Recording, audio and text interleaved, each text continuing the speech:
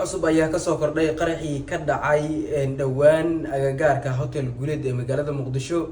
Qaraxa wararkii ugu dambeeyay waxa ay sheegayaan in wax khasaare ah uusan ka dhalanin, waxa uuna ka dhacay kasoo horjeedka garaash ku yaala garoonka Tiiri lagu magacaabo oo lagu ciyaaro xilliyada Ramadaanka kubadda cagta.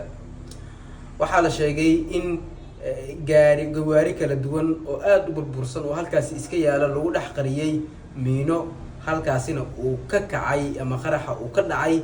dad shacab ahna wax waxyeelo aysan ku gaarin, ma jiro dhimasho iyo dhaawac ka dhashay qaraxaasi. Hay'adaha amniga ayaana goobta gaaray si degdeg ah iyagoo halkaasi baaritaano kala duwan ka sameeyay, waxayna in muddo ah ama daqiiqado koobnaa u xirneyd halkaasi si baaritaano kala duwan ay uga sameeyaan. xaaladda guud oo goobta qaraxa uu ka dhacay oo miinada lagu qariyo ah waa mid hadda degan runtii, wax dhibaato ahna kama jirto sida xogihii ugu dambeeyay aan ka heleyno. balse wadadaas waa mid ka mid ah wadooyinka aad ku mashquulka badan xilliyada habeenkii ah. waqtiyadan oo kale waliba waa mid aad iyo aad u mashquul badan runtii.